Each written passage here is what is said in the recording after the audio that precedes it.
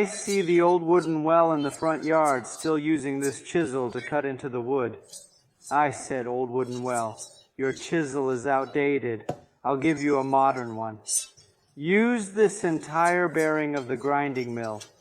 Screw it onto the drive shaft of the grinding machine. Screw on these 2 pressure plates. No need to use the entire swinging bracket or the entire clip buckle. After that, place this clip buckle onto the grinding machine. This clip, then use a wrench.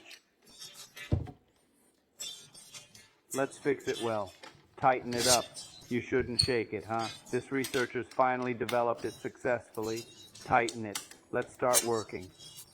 Oh, this modern one is still easy to use.